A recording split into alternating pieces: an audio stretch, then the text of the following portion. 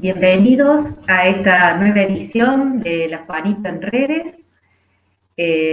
Los dejo con nuestra querida compañera Marta Polimeni, pero bueno, antes quiero agradecer a UTE y a todos los compañeros que han hecho posible este encuentro. Y bueno, hoy Marta tiene como invitada a alguien muy especial, así que los dejo con ella. Gracias, Marce. Hola, buenas tardes a todos. Otra vez nos encontramos para charlar, para compartir con gente que anda metida en esto de los libros, de la literatura, del trabajo con niños, con adultos también.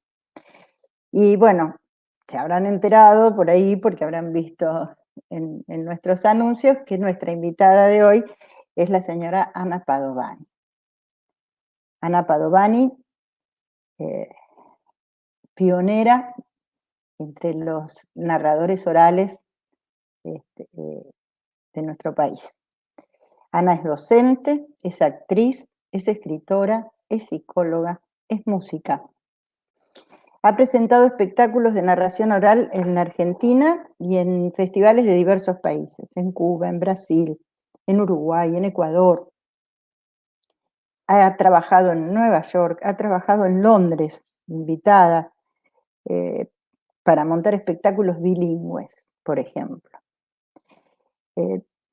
Numerosos premios, entre ellos el premio ACE, el premio que otorgan los periodistas del espectáculo, el tan valioso pregonero que entrega la Feria del Libro, el pregonero a narrador, premio a la trayectoria artística en La Habana, Cuba, premio del Círculo de Cuentacuentos de la Argentina. Bueno, y podríamos seguir. Hola, Ana, buenas tardes. ¿Qué tal, Marta? Buenas tardes. Buenas tardes.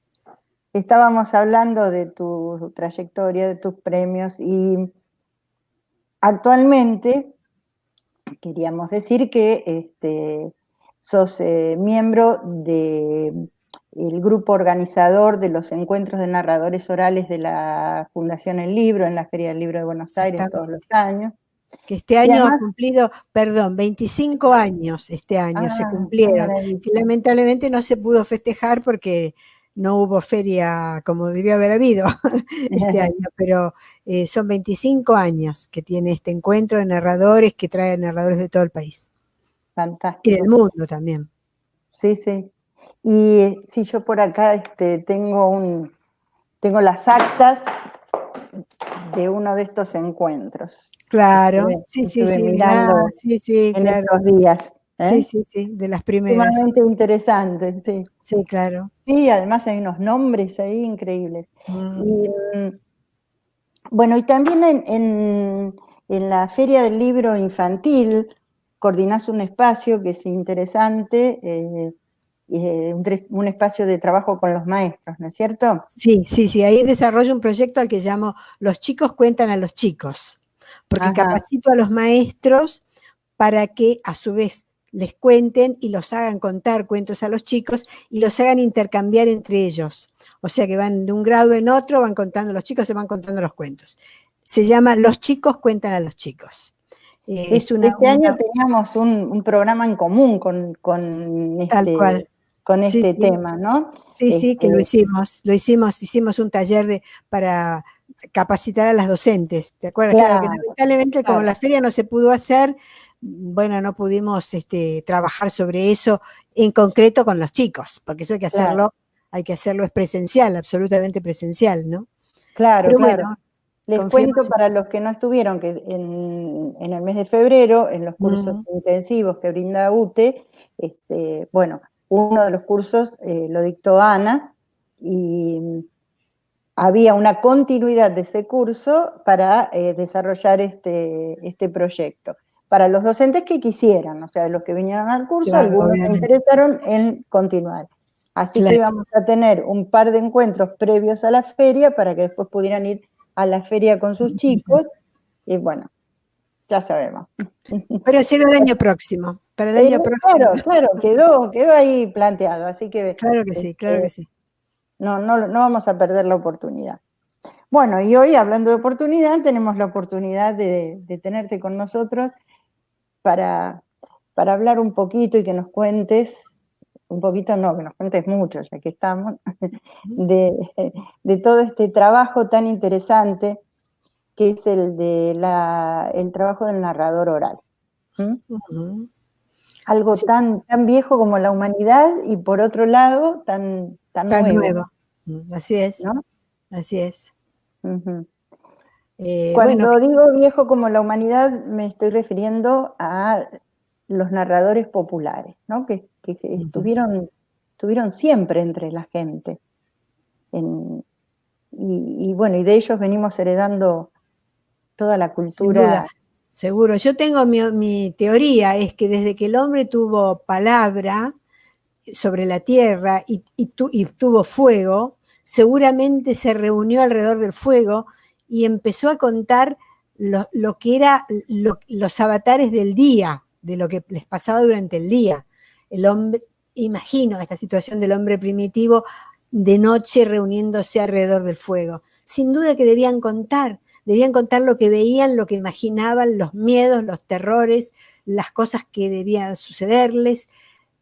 Creo que allí está, ¿no? Ahí está la base de la comunicación, reunirse y hablar y contarse. Creo que eso es la célula madre de todo esto, que obviamente ha tenido un larguísimo desarrollo en el siglo en el que vivimos, hasta llegar acá, ¿no? En que se ha hecho una profesión con todos los cánones, reglas, avatares y devenires de cualquier profesión, como cualquiera, digamos. Claro, pero más allá del narrador profesional, el narrador popular, el narrador espontáneo, sigue estando y sigue existiendo. Sin duda, claro que sí, claro que sí. Hay gente que espontáneamente es narradora y que hace interesante cualquier cosa y uno escucha, se para y escucha. Y hay gente que no, indudablemente que hay una capacidad natural en esto. De acá vienen también las exageraciones y el cuentero y aquel a que no se le puede creer porque de pronto exageró, mintió y no se le puede creer nada, ¿no? Por cierto, ¿no? Porque claro, indudablemente que es un terreno en el que se está trabajando entre la realidad y la fantasía, porque una cosa es contar lo que pasó y otra cosa es pensar lo que se imaginó que pasaba o lo que se creyó o lo que se inventó sobre lo que pasaba, ¿no? Claro. Si ahí entramos en los terrenos de la ética, por decirlo. Pero bueno, en eso no vamos a entrar.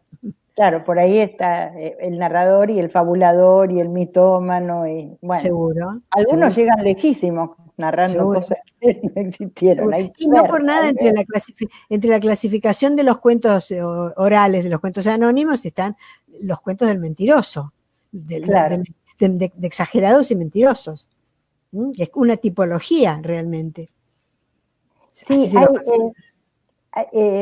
podríamos hablar un poquito de esa clasificación de cuentos populares, ¿no? Los del mentiroso son unos. Después están los cuentos del tigre y el zorro, por ejemplo, entre los cuentos populares, que no son solamente de nuestro territorio, sino lejanísimos también, ¿no? Son universales, digamos, son arquetipos, ¿no? Y en todas las culturas aparecen siempre estos personajes con nombres distintos, pero de últimas reflejando lo mismo.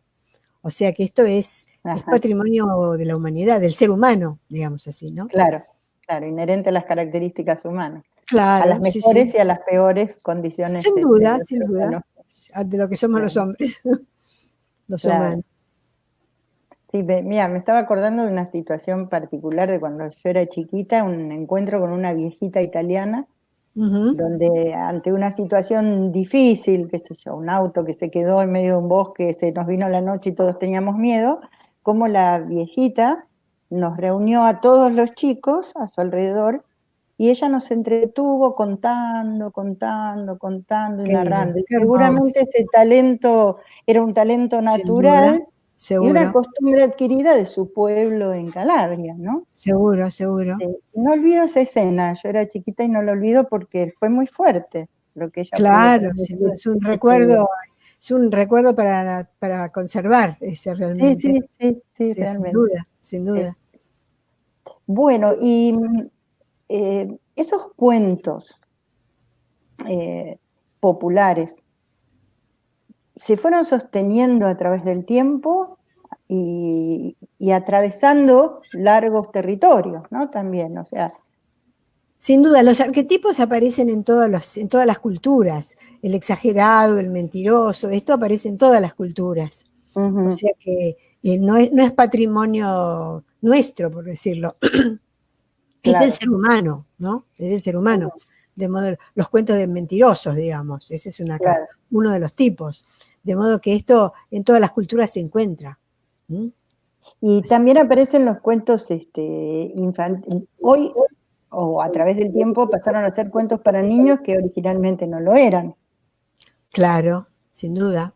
Bueno, ahí después empieza toda la historia con las versiones distintas que hay sobre los clásicos, los que se han convertido en clásicos y que han sido de autor, porque en realidad La Caperucita Roja o El Gato con Botas, estos han sido cuentos escritos. Los hermanos Grimm, por ejemplo, es todo un tema, porque en realidad ellos escribían las historias que escucharon de la ancianita que los cuidaba, que a su vez los venía recibiendo y escuchando. O sea que ellos no fueron escritores, como podríamos considerar ahora un escritor que trabaja sobre una idea original y trabaja con la literatura, por decir, con la manera de escribir, aparte del tema con el que escribe, ¿no? Claro. Ellos recopilaban estas historias y las escribían, y nos llegaron a nosotros, y nosotros decimos los cuentos de los hermanos Grimm, pero en realidad hay que tener en cuenta que ellos eran recopiladores de historias tradicionales.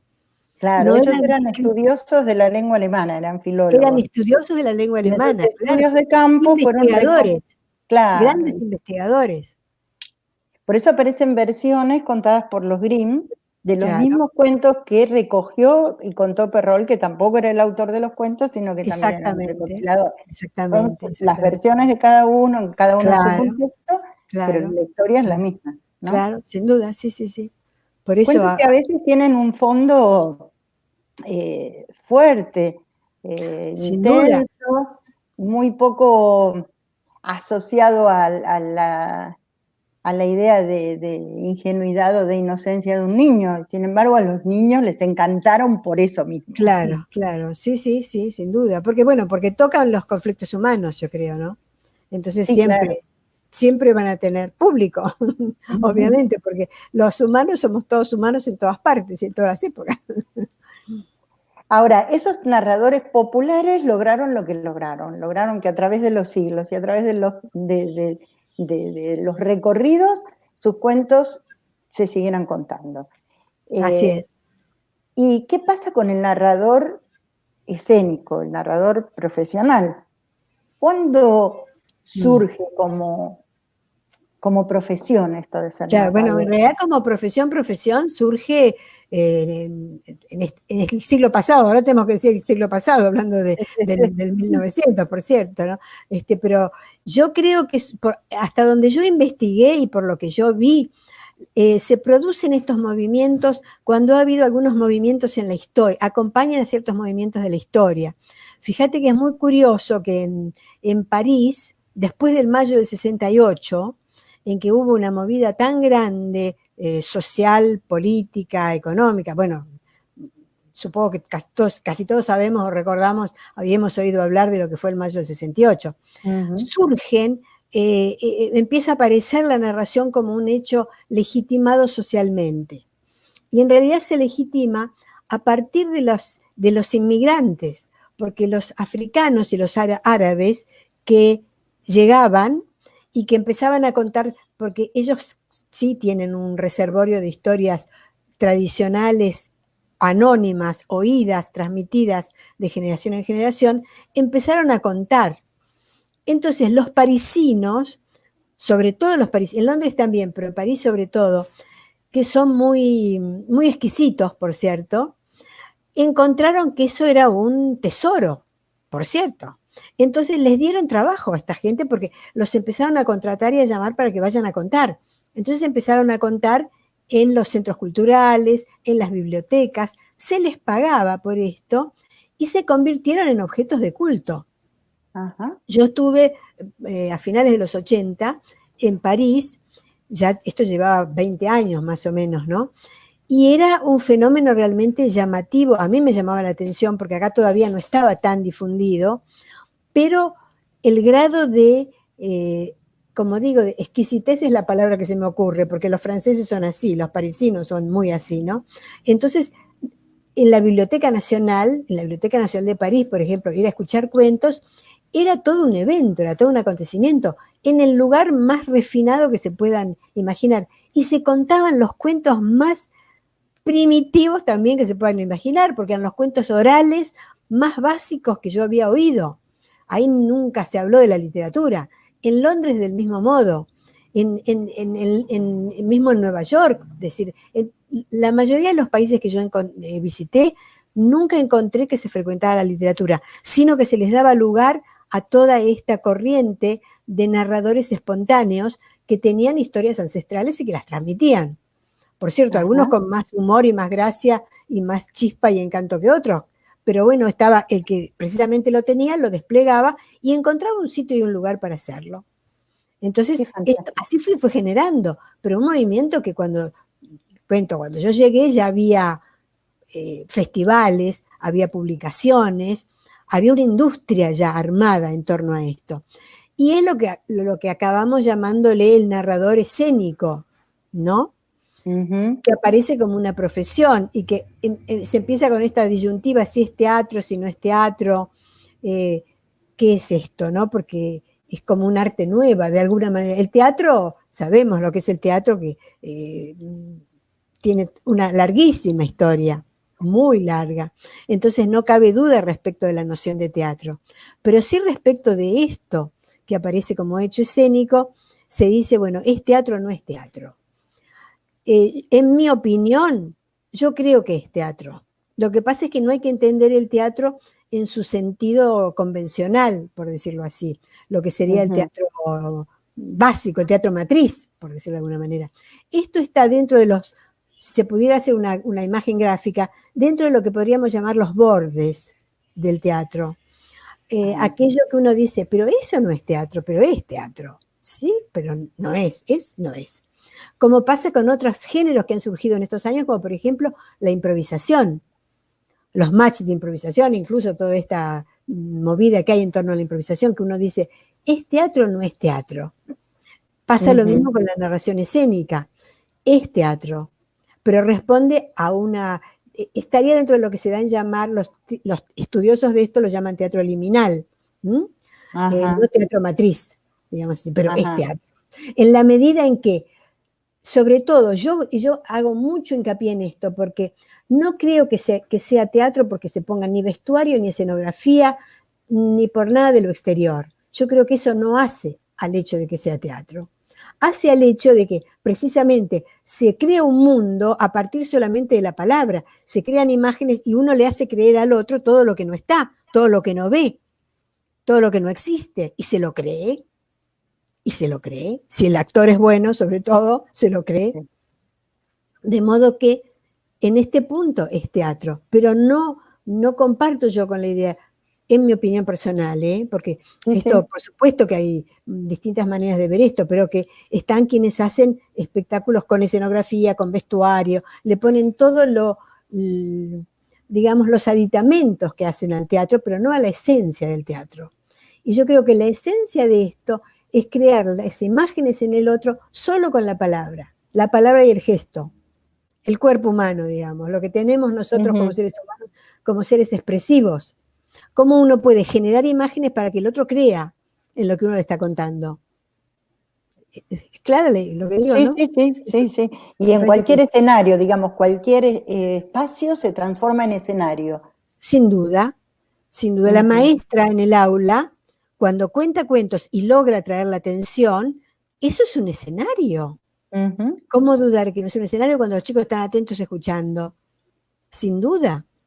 O la madre que le cuenta al chico al lado de la cama cuando se va a dormir. Son distintos escenarios, digamos, ¿no? Pero claro, la idea es la misma. Donde se está creando un mundo, todo el entorno real, digamos, se borra, se desdibuja.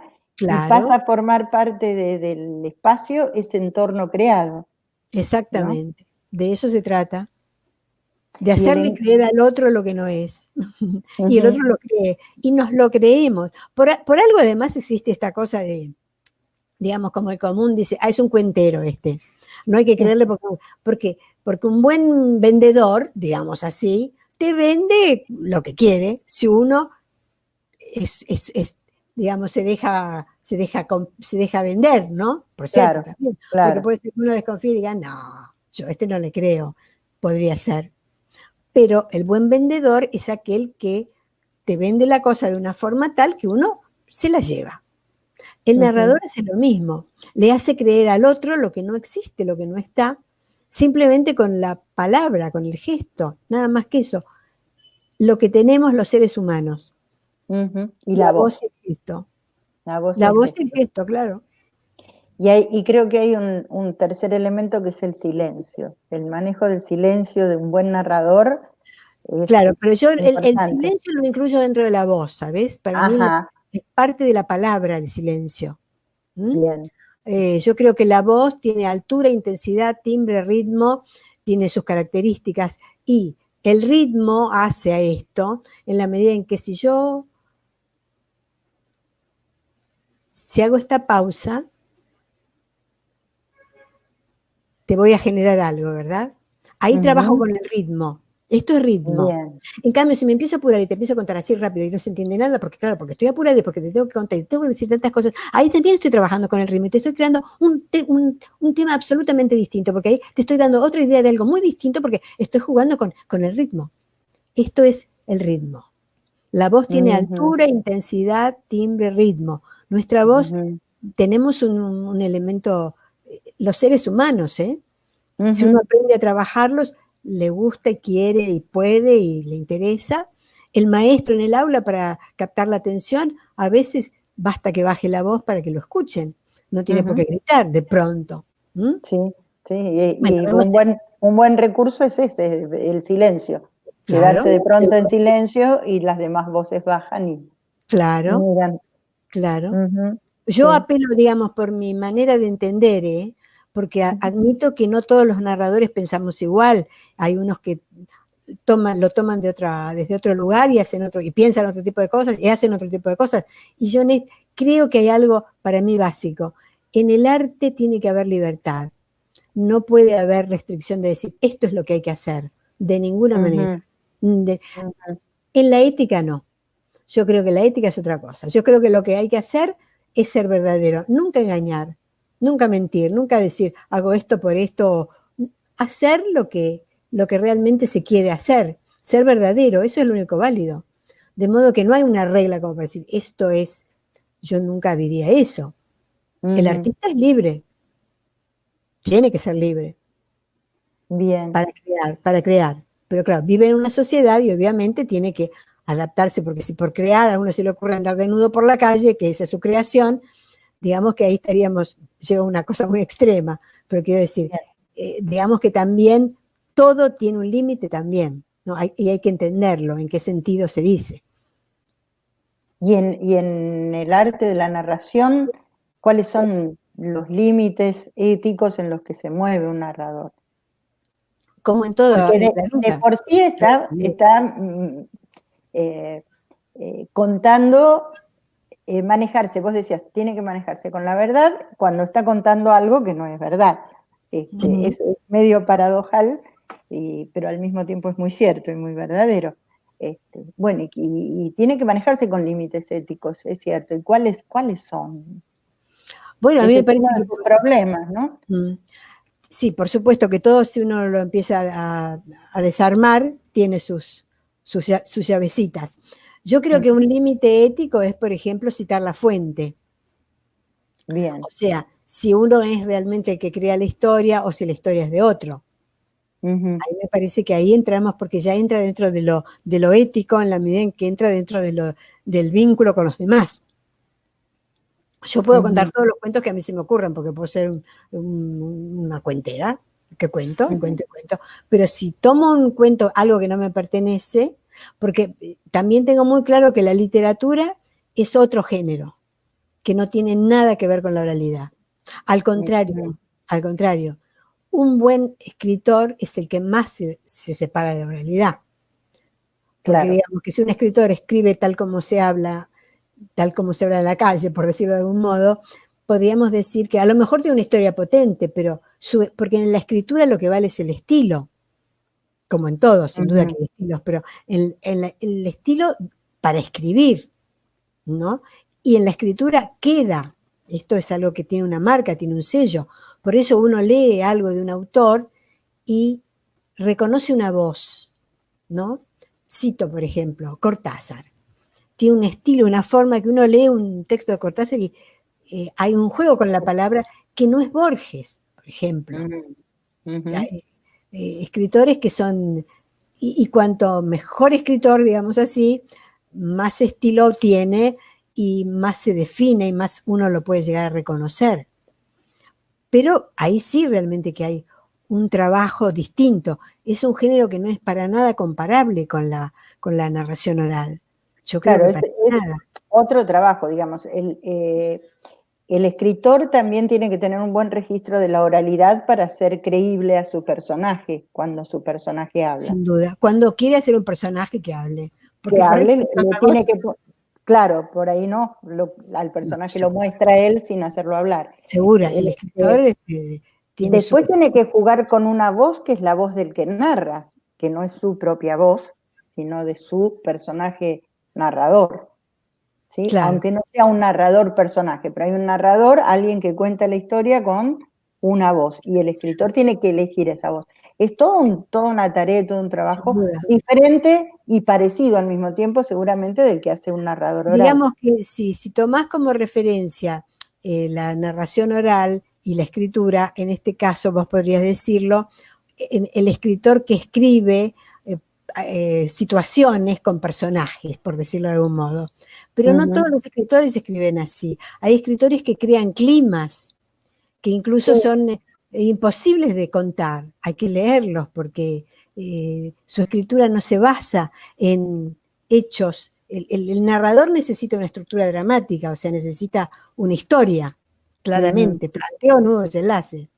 Tiene que haber una voz narradora. El escénico, el narrador escénico, estoy diciendo, ¿no? Sí, en cambio, el escritor, hay páginas bellísimas de la literatura que no, yo incluso pienso que a veces que es bueno leerlas. En mis espectáculos en general incluyo por ahí alguna lectura, porque me parece que la lectura también es para ser escuchada y tiene una belleza que le es específica y que no tiene que ver con la narración oral. Es otro género, la literatura es otro género. Absolutamente, yo creo que es otro género. ¿Y qué pasa cuando lo que se narra es un cuento de autor? ¿No? Claro. Bueno, pasa precisamente esto que decíamos, ¿no? Que es tomar otra voz. Yo creo que es el punto donde más se junta la narración con el teatro, en la medida en que hay que interpretar la voz de otro, no la propia. Distinto es si el narrador cuenta sus propios cuentos, pero cuando cuenta cuentos de otro, toma la voz del otro, cómo escribió el otro. Ahí estamos en el campo de que algunos narradores harán su propia versión, cuentan como quieren, y nadie les niega el derecho de que lo hagan, por cierto, ¿no? Podría ser que a algún escritor no le guste, eso sí, pero bueno, ese es otro tema. Bueno, ese es un tema ético también, esto de sin duda, tomar la obra de otro y hacer una adaptación propia, por ejemplo. A ver, yo digo siempre que el arte está atravesado por la ética, sin duda, que ahí hay una cuestión ética. Yo pienso que lo fundamental para mí es siempre mencionar la fuente y decir que se hizo con eso, decir si se hizo una versión o una adaptación, pero la idea es del otro, o sea que es un cuento de fulano, es una versión mía de un cuento o una adaptación mía de un cuento, ¿se entiende? Yo creo que esto hay que hacerlo con mucha claridad, ¿no? Eventualmente incluso hasta pedirle permiso al escritor, ¿por qué no? Si quiere que se le cuente. Y el escritor estaría en todo su derecho de decir, no, yo no quiero que se cuenten mis cuentos. Yo lo aceptaría totalmente. Me parece que está en su derecho, porque el escritor no escribe para ser contado, escribe para ser leído. La escritura es otro género. El escritor de pronto, yo digo, está noches enteras exagero, pero a lo mejor está buscando un adjetivo, una imagen, una palabra, algo, para decir exactamente lo que quiere decir. Y estuvo horas y horas y horas. Y el narrador después agarra y hace cualquier cosa con eso. Me parece que es otra cosa. Creo Claro. que es otro género. Bueno, habrá autores que aceptan Sin duda, ese sin duda. pasaje de su texto a la oralidad y otros que no. Sin Entonces, duda. Sin duda. leía a Graciela Montes hablar de esto.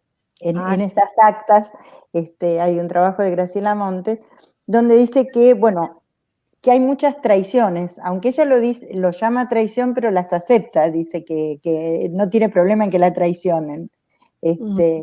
Y que, bueno, un traidor es el lector, porque el lector también trabaja con el texto construyendo un nuevo texto, que va a ser el que se construye con su lectura.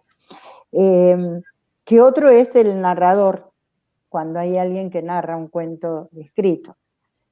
Otro es el traductor, en los casos de los cuentos, de los trabajos literarios traducidos, y otro es el editor, porque el editor cuando toma el trabajo literario y lo prepara para la edición y le pone determinada letra y bueno, el diseñador lo distribuye en el libro y se lo ilustra o no se lo ilustra y lo que sea que se haga, también está trabajando con ese texto que originalmente elaboró el escritor. Claro. Y que el único texto sagrado, dice Graciela Montes, es el texto de un relato que se le cuenta a un niño y que el niño siempre pide que se le vuelva a contar igual y no acepta que se le cambien las palabras. Ese es el único texto sagrado, dice Graciela, ¿no? Sí, Bueno, sí, hermoso lo que dice Graciela siempre. hermoso, hermoso Sí. y verdadero. Y así que bueno, pedirle permiso al autor es un acto ético también. Yo creo que sí, sí. Es decir, acá, por ejemplo, está legislado de algún modo. Si uno presenta un espectáculo en un sitio, en un teatro, que bueno, ahora esto no se hace porque ahora con la virtualidad todo es distinto, pero digamos que en lo que ha sido siempre, cuando se presenta un espectáculo en un teatro, se registra en Argentores la obra. Entonces, Sí. uno tiene que decir del autor si ha hecho una adaptación o una versión, incluso hasta cuentan el número de palabras, porque hay hasta un cierto número de palabras que se permite y no se permite modificar, etc. En fin, está todo muy reglamentado, muy establecido, ¿no? Ajá. Legalmente, ¿por qué? Porque hay una recaudación y cuando se hace lo que se llama el borderó, o sea, el dinero que se ha recaudado, una parte tiene que ir para el escritor, que es lo que retiene Argentores, porque le corresponde al escritor por haber gestado la obra en la que uno se basa para interpretar. ¿Se entiende? Si el autor es uno, a uno le viene como autor ese porcentaje. Sí. Entonces, todos estos son conceptos que entre los narradores ahora se está empezando a hablar. Casualmente hace poco se hizo una reunión, ahora los narradores se están agremiando de algún modo, digamos, se están reuniendo y están empezando a considerar estas cosas, porque hay muchas cosas que no se sabían y bueno, yo las conozco porque hace tantos años que estoy en esto y tuve que hacerme a los ponchazos, digamos, porque aprendí que cuando presentaba un espectáculo en teatro tenía que ir a Argentores, preguntaba cómo se hace y hacía lo que me decían y así fui aprendiendo. Sí, pero tuve que aprender, sin duda. Después esto entre los narradores en general no se ha hecho porque como se narra en espacios no públicos, digamos, en el sentido de que, pero se narra en general en los bares o en sitios así donde no hay una fiscalización, porque por empezar no hay una entrada, no se paga una entrada. En general la mayoría de los espectáculos son a la gorra.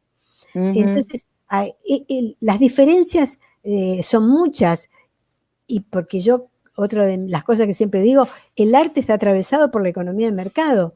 No nos podemos negar. Vivimos en un mundo donde hay una economía de mercado y tiene que haberla para que no nos matemos entre los seres humanos. Tiene que haber una legislación, un orden que establezca el que sí, el que no, Y después cada uno sabrá lo que hace con su conciencia, por cierto, ¿no? Pero que tiene que estar informado, sin duda. Entonces a mí me Claro, parece muy bueno que ahora la gente se empiece a informar. claro. Y ahora con el tema de la virtualidad, ¿cómo manejar esto? Porque Mm, mucha gente desde su casa, ingenuamente, no por abusarse de nada ni de nadie, ¿no? mm, Eh, Sobre todo en este tiempo de pandemia, muchos maestros que para brindarles algo a sus alumnos han publicado en Facebook la narración de un cuento y nada, sin pedir permiso al autor, nada más que porque les pareció bueno, que valía la claro, pena, y que lo quisieron difundir y esto se hace todos los días. Y sin de duda. hecho en algún momento hubo una movida de autores que levantaron la voz porque dijeron, ojito, que eso está editado y eso se vende en una librería, no se puede difundir así. Y Sin bueno, duda. hay una discusión dando vuelta alrededor de eso, ¿no? Y la hay, la va a haber, y es necesaria porque el paradigma es otro ahora. De Claro. modo que esto se va a tener que establecer de otra manera.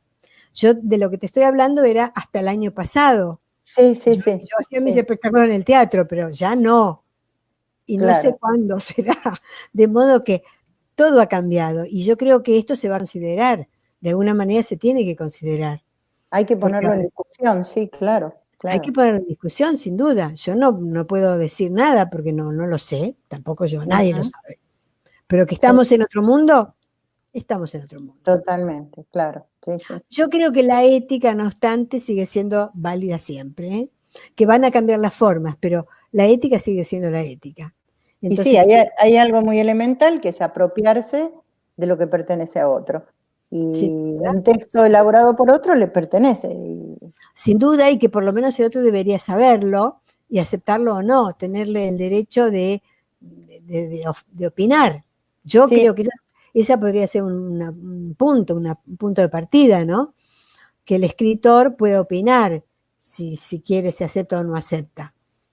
por lo tanto, ser consultado, como vos Y proponías y yo como... creo que sí, yo creo que así debería ser, así Ujú, debería ser. Pero bueno, está todo por verse, porque está claro. todo por verse en el mundo en este momento. Sí, por reverse, ¿no? Uh, Es un temazo, un temazo. Totalmente, totalmente. Sí, sí. ¿Y qué pasa con el público, Ana? Hay diversos públicos, porque uno piensa rápidamente en el público adulto, el público infantil, ¿no? Pero debe haber más diversidades de públicos que por ahí desde acá Mm. no se conocen. Contanos del público y cómo es el El vínculo público en amoroso general, con bueno, el yo público. he trabajado con públicos tan diversos, desde, por una anécdota, una vez fui a contar un colegio de niñas inglés, un colegio inglés de aquellos colegios carísimos, Ujú. y yo dije que iba a contar cuentos de terror. Entonces, para terror mío, las, unas cuantas se levantaron, yo me asusté porque dije, Dios mío, ¿qué voy a hacer? ¿Qué dije? ¡Qué horror! ¿Qué fueron a hacer? A cerrar las cortinas, bajar las cortinas porque dijeron que era para los cuentos de terror mejor que estuviera a oscuras. Mira, una reacción de un rarísimo, ¿eh? Me ha tocado contar en la cárcel de Seiza con presos de alta seguridad. Una de Ajá. las experiencias más eh, duras y conmovedoras que he tenido, porque desde que, no sé cómo está ahora establecido todo eso, pero en aquel momento yo llegaba, me acuerdo, y no había gente, era todo como que puertas que se abrían y se cerraban y me iban llevando de un lado al otro, y me Mm. llevaban, no sabía dónde iba a parar realmente. Bueno, me recibió después una persona, me hicieron ir al lugar donde iban a estar, estaban todos sentados y delante había una fila, así, un policía al lado del otro, sentado, haciendo como una barrera, digamos. O sea que yo Mm. tenía que hablar a través de la policía que estaba allí Claro, sentada. atravesar la barrera policial para llegar a tu público, que eran los presos. Y fue notable la repercusión. El silencio, la respuesta después, todo lo que comentaron después, el aplauso, incluso, la alegría que tenían, fue una experiencia inolvidable. Lo mismo que contarle a las madres encerradas con sus niños, mujeres que estaban presas, que se les permitía tener, en aquel momento hasta los 4 años los chiquitos podían estar con su madre. Sí. Era muy conmovedor, cómo ver las madres, cómo llevaban a sus chiquitos, y cómo yo trataba de ahí, lo que hice fue un trabajo de tratar de enseñarles a ellas a que les cuenten a los chicos. Más que contarles yo, traté de que aprendan algunos cuentos básicos, algunas cosas como para lograr otra comunicación a través de los cuentos con sus hijos, porque los hijos estaban encerrados con ellas. Con ellas, Sí, claro. experiencias fuertes, ¿no? Muy fuertes. Claro. Y una situación fantástica para tirar abajo o derribar paredes, rejas. Claro, sí, sí. Todo ese Así mundo como de encierro. otro público que encontré muy particular son los ciegos. He contado a ciegos en grupo. Y es un público, contrariamente a lo que yo creía, muy expresivo. Porque claro, hacen en su imaginación, ven todo, van viendo y van hablando y comentan y gritan y aplauden. eh, mm, Tienen pocos mecanismos inhibitorios, por lo menos Ajá. no lo doy como regla, Sí, tómese sí, como sí. ejemplo de lo que alguna vez me pasó, porque ya que me lo Sí, preguntaste, así lo digo, no lo hago como una regla, para nada. Pero fue otra experiencia para mí muy extraña y muy conmovedora, ¿no? claro, claro que sí. Sí. Mm. Yo estoy recordando en la Juanito solíamos recibir, cuando estábamos en la calle Perú, a adolescentes de una escuela de sordos. Ujú. Venían con su maestra de literatura, su profe de literatura, y venía con la traductora de lengua de señas. Y también era una situación extraordinaria, porque Ujú. nosotros leíamos los cuentos, buscábamos libros con muchas imágenes, ¿no? Para ayudarnos. Claro. Y ellos escuchaban a través de la traductora y después hacían sus comentarios, y en el salón había un silencio tremendo, y sin embargo había una conversación de lo más intensa.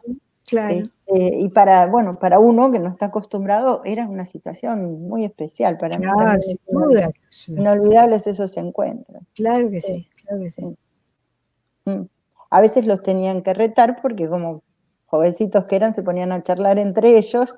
Claro. Total, yo seguía hablando y ellos podían seguir charlando. Sacaban ventaja de la situación, ahí la que estaba Claro. en desventaja, los que estábamos en desventaja éramos nosotros. Pero bueno, es fantástico cómo se llega igual, ¿no? Qué ¿Perdón? bárbaro. Cómo uno llega igual a Ah, ese sí, sí, sí, público. sí, sí, sí, sí, sin duda, sin duda. Sí, sí. Y pienso en esta gente en situación de encierro, qué fantástico poder recibir a un narrador Ujú. que, que de pronto les plante otro mundo por delante, ¿no? Qué fantástico, sí, Sí. qué privilegio para ellos. No sé si será muy seguido, ojalá sí, No ojalá sé si sí. no me acuerdo, hace muchos años ya de esto, si estaba Ujú. dentro de un proyecto gubernamental, creo que estaba, no me acuerdo la verdad, las circunstancias. Ujú. Sí, yo sé que trabajan, sobre todo los jóvenes, trabajan en muchos casos en talleres de escritura, que hay Ajá, gente que trabaja en talleres de sí, sí, sí, escritura sí, en contextos de encierro con los jóvenes, claro, ¿no? claro. Que también es muy liberador. Sin duda, sin duda. Y Ana, vos sabés música, sos música, y la Ujú. música entra en tus Sí, trabajos, ¿no? siempre en mis espectáculos incluí la música de alguna manera, porque hay muchas canciones que cuentan historias, que tienen unas letras que cuentan Ujú, una historia redondita, entonces claro. se prestaba perfectamente para cantarla. Yo tengo un laúd, un viejo laúd con el que me acompañaba, y bueno, y siempre cantaba algo. La música Ujú, siempre la llevo, yo digo que es una de las alegrías que tengo. Mira, te confieso ahora en la pandemia, para mí ha sido de lo que puedo evaluar de la pandemia como saldo positivo para mí, es porque yo antes tocaba el piano, digamos que yo no me dedico a la música, ¿no? Aprendí ujú, de chica y lo tengo muy incorporado ya y agradezco a la vida haber aprendido porque es un lenguaje que eso eso sí es bueno aprender el lenguaje desde chico, ¿no? Porque después todo lo que hace a la teoría musical no es tan tocar un instrumento no es agarrarlo y tocarlo, hay que aprenderlo, y eso lleva tiempo y trabajo, sin duda. Entonces yo agradezco que lo hice de chica, que ahora ya lo tengo muy incorporado. Y te decía que yo tocaba poco el piano, tocaba al atardecer cuando tenía un rato libre, casi a la noche, un poco quedó siempre como algo ahí para cuando me sobraba un rato de tiempo, que a veces era poco y nada, o sea, es que tenía el pobre piano ahí cerrado. Y con la pandemia, en la situación de encierro y de estar en la casa, que se me distribuyeron los tiempos de otra forma, por cierto, y que además empecé a tocar el piano por la mañana, con el sol. Y es una diferencia, no te imaginas la diferencia en la energía. Tocar al atardecer con la luz eléctrica y tocar de mañana con la luz del sol. Me cambió totalmente, pero absolutamente. Y me empecé a conectar realmente con el piano. Y toco con un enorme placer, y ahora toco todas las mañanas un rato, porque sí, además, claro, tengo música que he venido juntando de hace tanto tiempo, y me doy el gustazo de tocar. Ahora en el próximo espectáculo voy a tocar un rato, porque me da una enorme alegría, pero me he dado cuenta que tiene mucho que ver, es raro, parece raro lo que voy a decir, ¿no? Pero que la hora del día, de algún modo, cuando uno tiene una cierta sensibilidad para percibir algunas cosas, por cierto, porque no a toda la gente le pasa lo mismo. Indudablemente que a mí me ha pasado esto, digamos que el sol, la mañana, me resultó propicia para, por lo menos esto que implica un trabajo no solo de técnica con el instrumento, sino también de expresividad en la búsqueda de la transmisión de lo que uno siente cuando toca, ¿no? Desde ya. Claro, y el ámbito que te rodea. Sí, sí, o sea que los distintos sonidos, también hay otros sonidos ambientes a la mañana y a la tardecita, ¿no? Es cierto, también. Pero fundamentalmente yo creo que es más la luz que el sonido, en mi caso. Sí. Cuando vos hablabas al principio de la charla de la voz, y decías que la voz, y hablamos de la voz y de los silencios, le atribuías a la voz los mismos elementos que a la música, ¿o no? Claro, sí, la claro. Intensidad, Es un la instrumento, altura, el silencio. A intensidad, altura y timbre, ritmo. Sí, claro, es un instrumento que tenemos. Claro. Las cuerdas vocales por algo son. Claro. O sea que tu manejo y que son de la voz. distintas en todos, por eso nuestras voces son todas distintas. Hay voces más agudas, más graves, en fin, hay tanta diferencia porque las cuerdas son distintas en todos. O sea, tus conocimientos de música aportan también al manejo de la voz que vos haces en un relato. En un cantante ya sabemos, pero en alguien que habla y que sin embargo tiene que manejar los mismos elementos que maneja la música. Sin duda. Por ejemplo, yo creo que en los cuentos de terror, yo trabajo el ritmo básicamente el ritmo. El terror está absolutamente asociado al ritmo. Cómo se va generando a partir de cómo se trabaja el silencio, la pausa o la premura. Es una llave, para mí es una llave en ese género. No generalizo, digo, me ha pasado, lo notado al contar cuentos de terror, ¿no? Así como en los cuentos de mucho humor en el que hacer personajes, es el timbre o digamos cómo se trabajan los timbres para hacer distintas voces, por ejemplo. Entonces ahí, claro, eso ya se presta más para el humor, ¿no? Bien, qué interesante, ¿no? Uno que no sabe nada de esto piensa que el narrador lo que hace es aprenderse un cuento y más o menos contarlo moviendo más o menos una mano que la otra. Bueno, yo creo que no hay que ser verdadero en esto. Cada uno tiene que encontrar su. Yo no digo que lo que yo hago es lo que hay que hacer, ni muchísimo menos. Yo te voy diciendo deducciones que voy haciendo después de tantos años, ¿no? De ir acumulando cosas, pero esto no quiere decir que es lo que hay que hacer. Cada uno tiene que ser honesto consigo mismo y encontrar su voz propia. Eso sí, creo que hay que encontrar la propia voz. Bueno, no, pero acá no sirve. toda tu práctica y toda tu experiencia acompañada con toda esta reflexión construyen un qué hacer o Claro, bueno, por eso la yo he escrito profesión. incluso, yo creo que ahí me ha ayudado el hecho de haber estudiado una carrera universitaria, digamos, que me sistematizó en el pensamiento. Claro. Entonces, por eso yo he escrito los libros que escribí, porque necesitaba codificar y sistematizar algo que es una praxis pura, porque esto no es más que una praxis, pero sin embargo empecé a encontrar que hay ciertas pautas y ciertas reglas que es bueno que se sistematicen y se den a conocer, no para eso hacer una regla a seguir, sino para reflexionar sobre algo que hacemos, pensar sobre Claro. lo que hacemos. Bien. ¿Y vos tenías de dónde tomar o tuviste que ser vos la que escribiera No, sobre esto porque no sí, tenías sí. fuentes para... No, hay otros narradores que han escrito, por cierto que hay mucha literatura, acá tenemos el libro de Daniel Mato, que escribió hace ya muchos años, se ha escrito, yo no soy ni la única ni la primera, ni mucho menos. No es mucho, digamos que no es muy habitual tampoco, ¿no? No hay mucho escrito sobre esto, pero lo hay. Sí, claro que lo hay. Yo no tomé nada de esto, sí he leído y sigo leyendo todo lo que aparece, pero... Claro.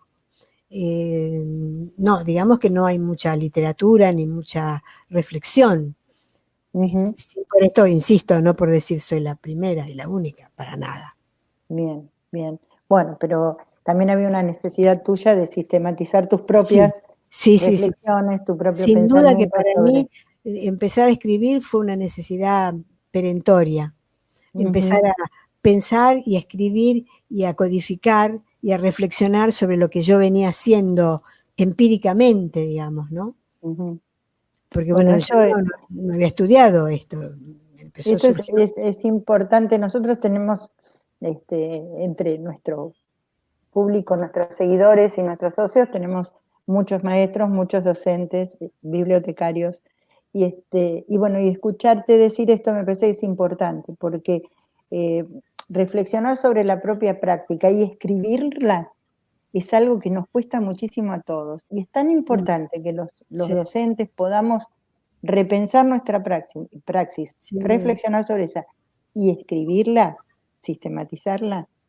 Así que los que te están escuchando, que te sigan, porque realmente es importantísimo poder hacerlo, aunque sean papeles sueltos, no hace falta escribir libros enteros. Claro, sin pero duda. Sí papeles sueltos. Y además, bueno, poder dejarlo para que otro lo siga, otro lo lea, Claro, otro seguro. tenga de dónde partir, si no todos estamos empezando de nuevo, ¿no? Claro, sin duda. Bueno, en esto de empezar de nuevo, conocer, por ejemplo, tu recorrido, tu trayectoria, es muy importante para aquellos que están empezando y para que los jóvenes sepan que no todo empieza ahora, que hay mucho recorrido hecho y de dónde abrevar. Pero cuando esto se empieza a difundir, la narración oral se empieza a difundir, eran casi tiempos nuevos, ¿no? Si bien es vieja como la humanidad, el arte escénico de contar es no nuevo, sí, tiene claro. tantos años. No. Y esto fue, vos decías, en el mayo del 68 en Francia fue una Fue explosión. una movida, sí, muy grande, sí. Pero acá esa movida fue posterior. Sí, acá fue posterior, claro. Sí. Acá, bueno, el encuentro de narradores de la Feria del Libro, como te decía, tiene ya 25 años, cumplió este año 25 años. O sea que esto ya venía de antes, digamos, ¿no?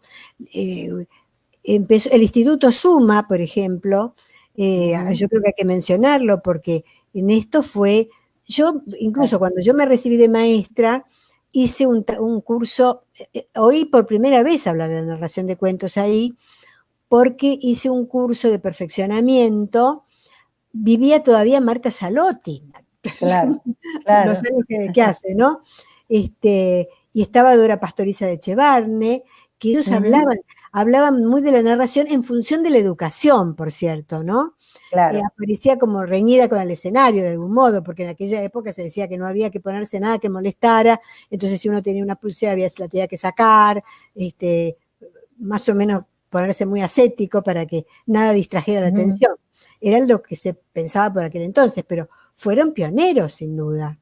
Entonces yo les he quedado eternamente agradecidos a haber tenido una noción de que esto existía y de que era una... Y empecé a contar, de hecho, cuando yo era maestra, le contaba cuentos a los chicos. Me encantaba, era una de las cosas que más me gustaban. Uf, si les habré contado cuentos a los chicos. En mi época de maestra que estudiaba psicología y era maestra por la mañana y después a la noche tomaba clases yo, ¿no?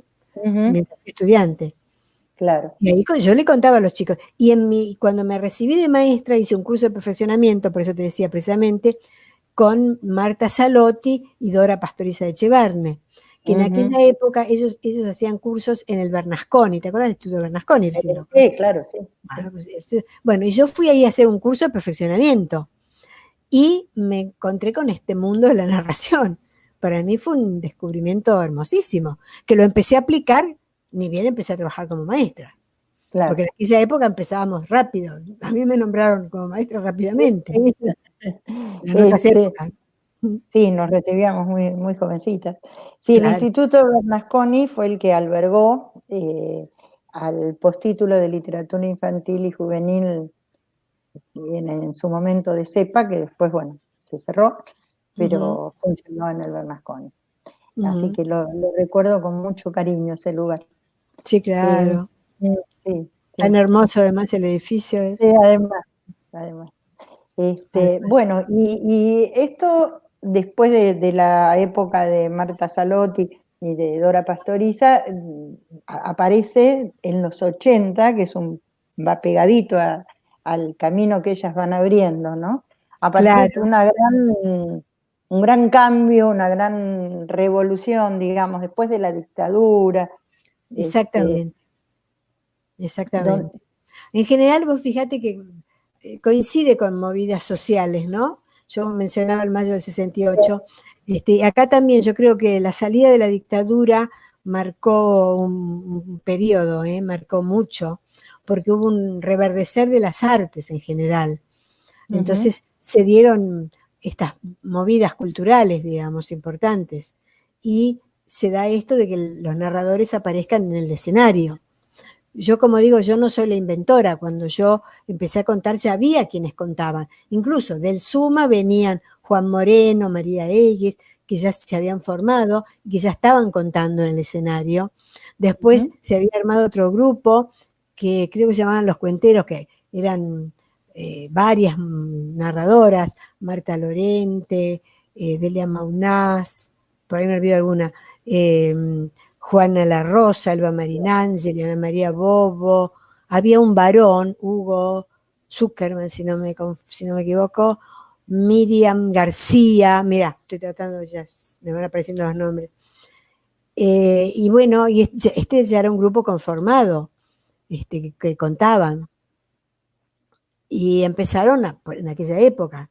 Yo empecé paralelamente, sin conocerlos a ellos, muy de casualidad, en unas vacaciones que me había ido con mi familia, con mis hijos y mi marido, a Miramar, y había una carpa de Eudeva donde se leían cuentos para chicos a la tarde. Entonces yo me ofrecí para leer y empecé a leer y me encantaba leer y me iba del libro, ¿verdad? Le pedí al Señor si me prestaba los libros para estudiar los cuentos y contarlos. El Señor me los prestó y los empecé a contar así.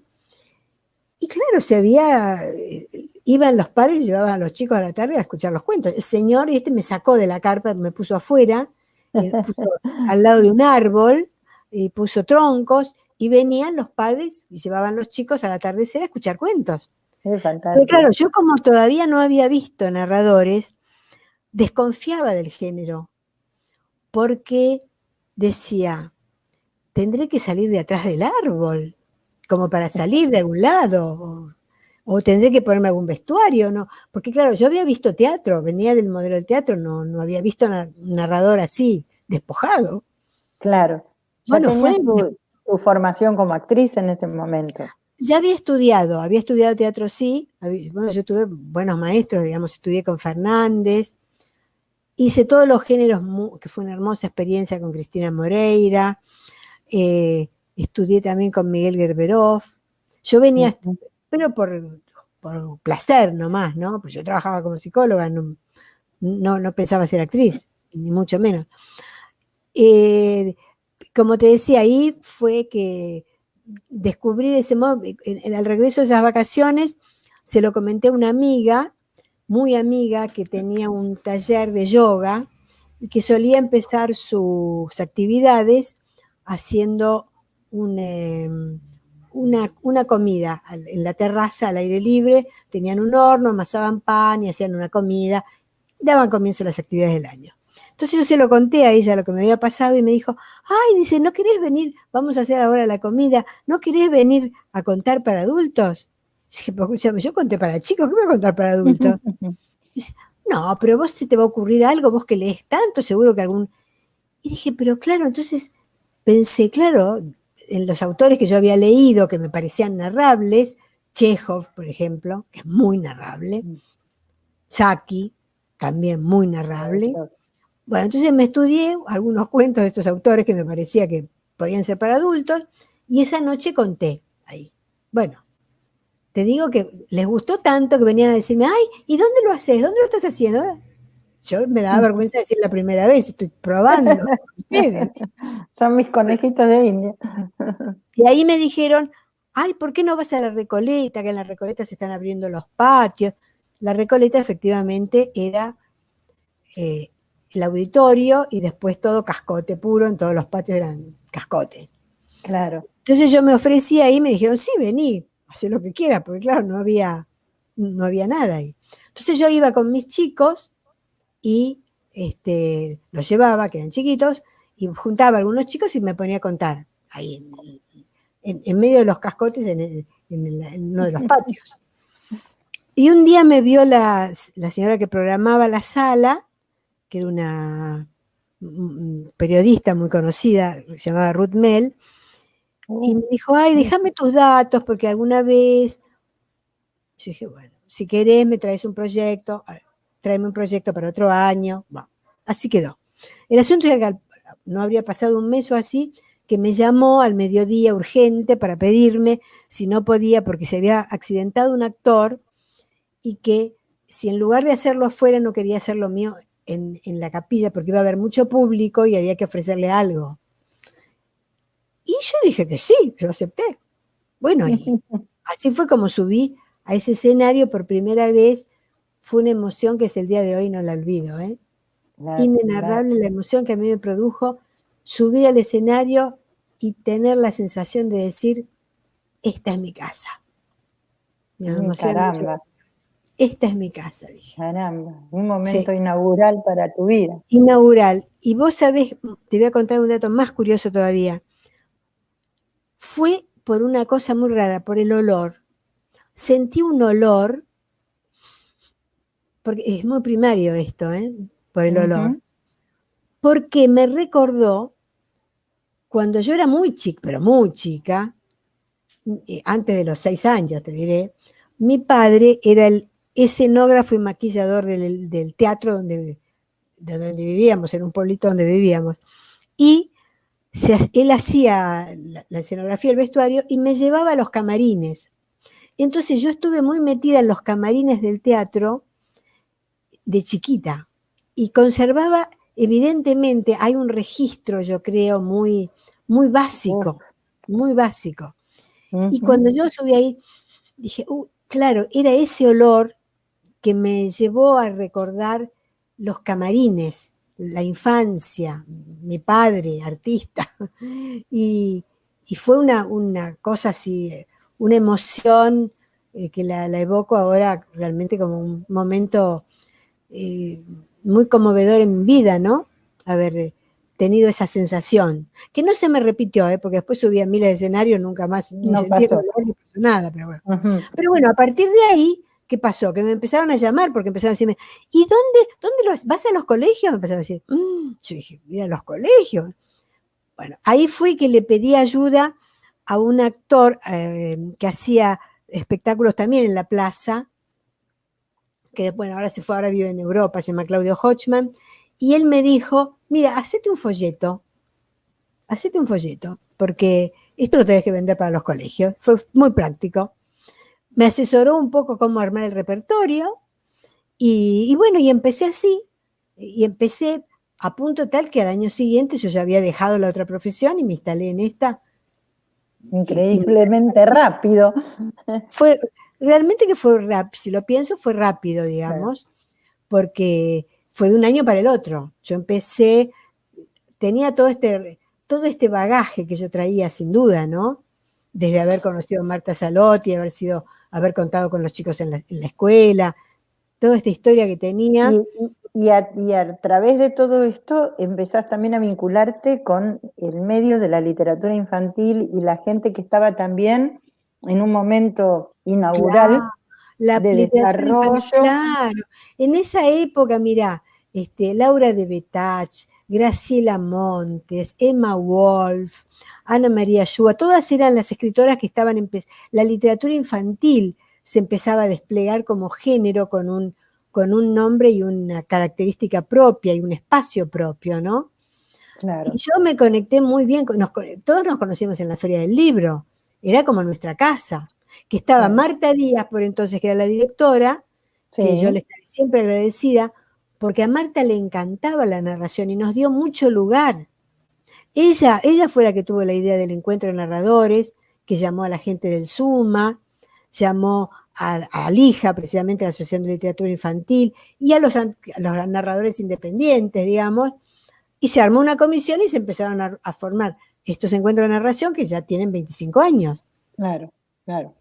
Que al mismo tiempo ha recorrido mucho tiempo, bastante agua bajo el puente, pero sigue siendo nuevo, porque siguen estando prácticamente las mismas personas más los que se sumaron después, porque hoy hay muchísimos excelentes narradores que están participando con vos en los encuentros. Pero claro que sí, ahora lo pueden ver, supongo que por internet se los ve, y han estado todo el tiempo en los bares, en todos lados, siempre hay lo que le llaman micrófono abierto, que es que cada uno va y cuenta un cuento, y digamos, se ha generado una movida muy grande. Claro, y muchos narradores profesionales que trabajan maravillosamente y que se fueron sumando.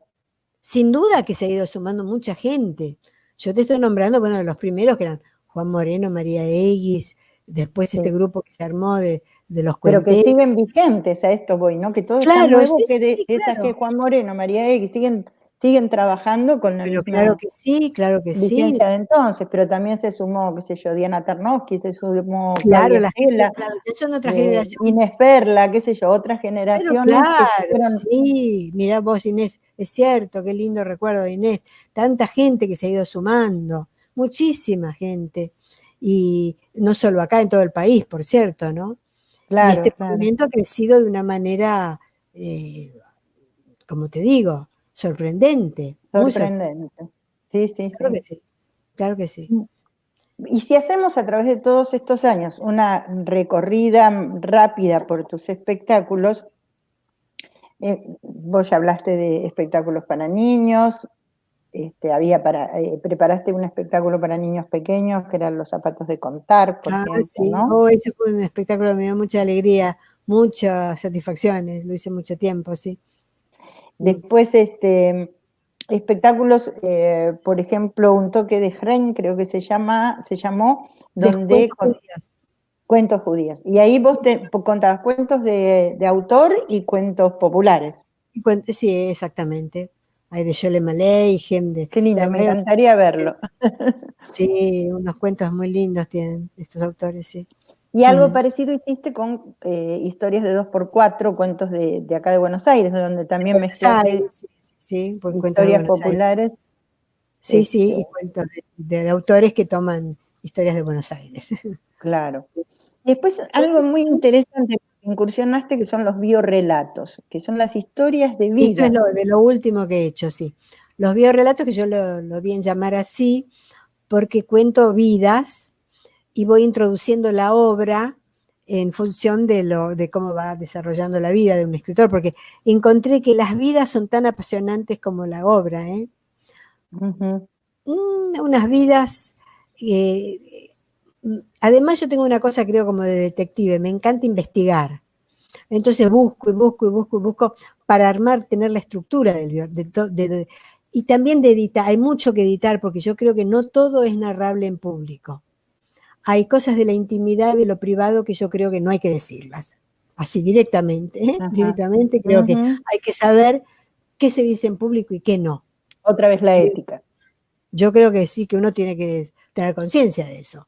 Ujú. De modo que edito mucho también, pero me interesa mucho investigar, porque por otro lado, yo creo que el hecho de ser psicóloga me ha ayudado a entender algunas claves de algunos comportamientos, ¿no? Ujú. Entonces, me ha logrado entender algunas vidas. Digamos que ahí se conjugaron una serie de cosas que yo venía sumando, digamos así. Y hice todo este proyecto en el que conté la vida de Roberto Art, de Alfonsina Storni, de Horacio Quiroga, de Lazo Campo, de Cortázar, de Nini Marshall. Nini, otro personaje en mi Bueno, vida. Nini es otra cosa. Otro personaje queridísimo en mi vida, ¿no? Importante, muy importante, Nini. Y bueno, Y maravilloso que vos hagas a Nini, porque si no se nos perdía Nini, una Nini tan querida, tan especial, tan sí, grande. además una persona, ella como ser humano, qué persona generosa, tímida, no se puede creer, ¿eh?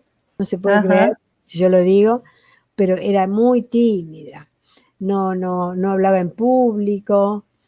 Bueno, un poco el Ajá. estilo mío, o yo de ella, porque yo tampoco soy de las que hablo en público, ¿eh? Yo Ajá. hablo en el escenario, pero cuando estudiaba en la facultad me sentaba al lado de una compañera y le decía, pregunta tal cosa, porque no me animaba a levantar la voz y que me mire. Me Ahora daba- porque te tenemos sentada en tu casa y al lado no tenés a sí, ahora nadie. le hablo la camarita esa. No, si no, no. Pero cuando trabajo, no, yo me olvido, Claro, vuelo a otro mundo, ¿no? Es claro. distinto, es otra circunstancia. Te pones los Completamente. zapatos de contar y cambiaste de actitud, digamos. Claro, bueno, Los zapatos de contar un espectáculo que hice para chicos. Pero me Después, refiero simbólicamente, cuando te subís a un escenario o en la ah, situación que sea en que vas a contar algo, es como que te cambiaste los zapatos y me sos pongo los zapatos de contar. de Así es. contar. Es buena la imagen. Es Johnny, así. ¿nos mostrás algunas fotos de Ana trabajando, Ana en acción y Ana con la música? Si la vemos diferente. Si estás por ahí, Johnny. Ahí está. Mirá Ah, que, bueno, tiene sus añitos esta foto, convengamos. bueno, pero hay Este, una actitud ahí que...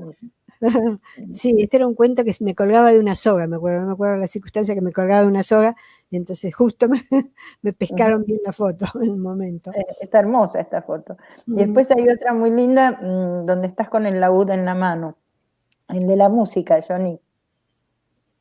A ver Bueno, si... la música siempre me acompañó, como, ahí está el laúd que se Ahí ve está. poco también. Ahí es de Los zapatos de contar, precisamente esta Ajá, foto.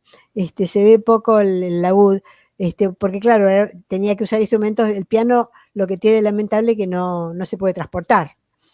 claro. Entonces encontré este instrumento que es un laúd con un encordado sencillo, con un encordado de guitarra, digamos, o sea que podía tocar perfectamente para acompañarme porque siempre incluía alguna canción que cuente alguna historia.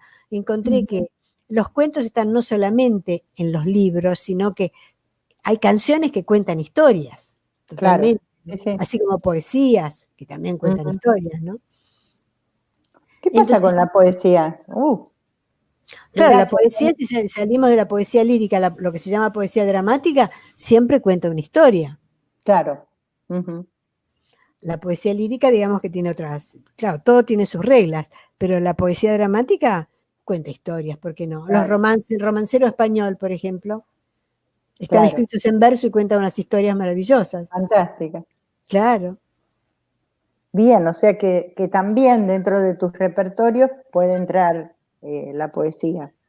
Sí, claro, la poesía. Yo siempre Eh, leo algo además, Ajá, elijo, leo, porque me gusta leer y me gusta que también el escucha o el que presencia el espectáculo no se quede con ese solamente la cosa de contar, con que hay un abanico de posibilidades con la palabra y que entonces se bien, puede transmitir a través de la música, a través de la lectura, a través de la poesía.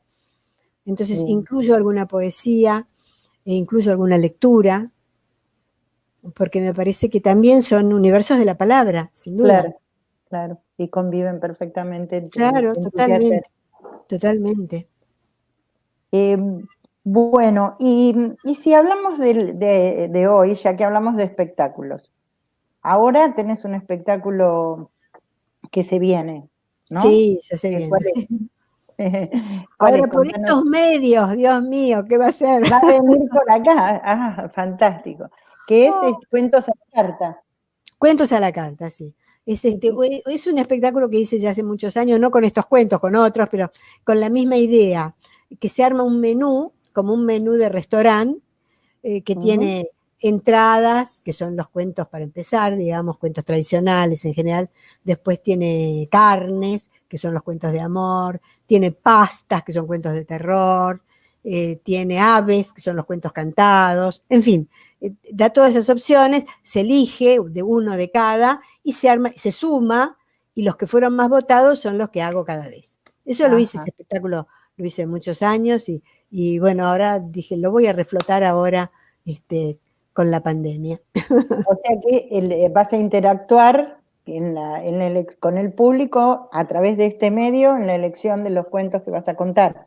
Claro, digamos que yo no, me voy a dar el gusto de tocar el piano, mientras la gente se le va a mostrar el menú, elige, Bien, la persona que maneja esto hace la suma y me pasa después los números, se me pasa el menú que se salió elegido, que se armó, más claro. votado, lo que se armó, y yo hago el repertorio que salió, digamos. O Esa es la sea que idea. esta vez, como no tenés que llevar el piano al espectáculo, cosa que es imposible, llevaste el espectáculo al lado del piano, tiene sus Así es, beneficios esto. así Johnny, es. ¿nos podés mostrar eso? Así, Ah, ahí vemos está. todas, mirá qué hermosa foto.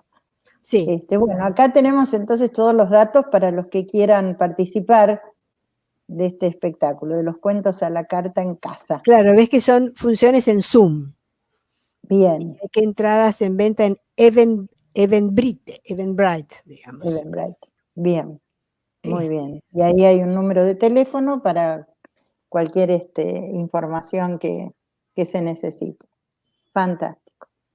Bueno, y además de este espectáculo que se viene, ¿qué más haces? ¿Haces supervisión para cuenteros, digamos? Supervisión para narradores, sí, Ajá, exactamente. Últimamente hice con un compañero que ha sido alumno mío, pero bueno, ahora estamos trabajando, Pedro Parcet, hacemos ajá, un taller, hemos hecho, ahora el 6 de noviembre hacemos un encuentro, digamos porque donde la idea es transmitir, él sabe mucho de cine, y entonces hacemos cine, teatro y literatura como aportes para la narración oral. Es decir, para la ah, gente que ya está contando, hacerles ver desde el punto de vista de la óptica cinematográfica, como si uno filmara una película, digamos así, los aportes del teatro y de la literatura para bien, enriquecer el universo del narrador, ¿no? ujú, El 6 vamos a dar una clase. Lo bien, hemos hecho hace unos meses y ahora el 6 vamos a dar una clase. Y bueno, siempre sigo haciendo alguna cosa. Tengo mi ujú. CD, mi libro también allí que están dando vueltas. Bueno, ¿y cómo, por ejemplo, para acceder al CD o al libro, cómo se hace? ¿Nos mostrás, Johnny, el libro y el CD de Ana? Mm.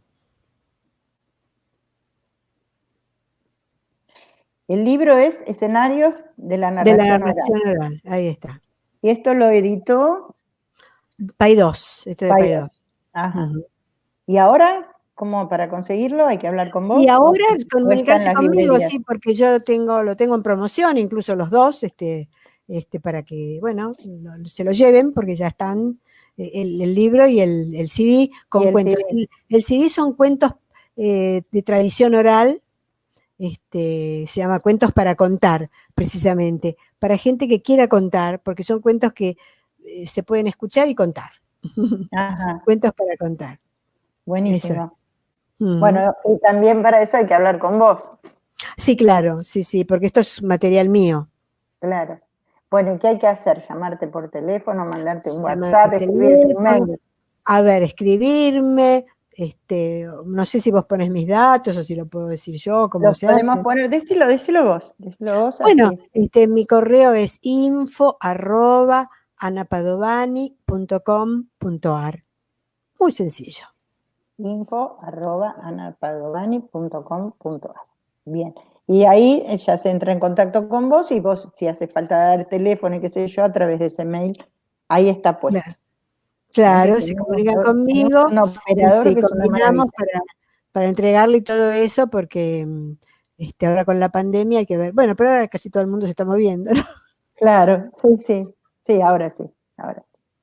Bueno, creo que hemos llegado al momento de despedirnos y de terminar la charla de hoy. Ay, ha Este, sido un gusto realmente, Marta, la verdad yo te pasé agradezco bomba. mucho. Espero que haya sido bueno para todos ustedes, ¿no? Yo te agradezco y además te felicito por lo que hacen desde la Juanito, por cómo Gracias, trabajan, por las cosas gracias. que hacen. Es un lugar que a mí me encanta, Ujú. me encanta. Lástima, lamento no poder ir ahora, como diría Catita, en carne y hueso, ¿vio? Sí, la Este, verdad que es una pena ahora que esté todo ahí guardadito, pero bueno, tratamos de tirar las paredes abajo como se pueda, apareciendo a través de este medio, con estas entrevistas que estamos haciendo y que, bueno, poniendo en contacto, haciendo de mediador, eso es como es nuestro trabajo, ser claro, mediadores. claro. Esta vez Ujú. entre las personas que trabajan con los cuentos, con la literatura, con los libros, bueno, y sus lectores y sus seguidores. Así que Claro, bueno, claro. una manera de seguir llevando el trabajo adelante hasta que podamos volver a abrir la puerta de la Juanita. Y te esperamos ahí de nuevo. Pero por Cuando, supuesto, ahí estaremos todos para claro que sí. festejar. Bueno, muy agradecida, Bueno, Marta, al agradecida a vos, a contrario, Ana, todos.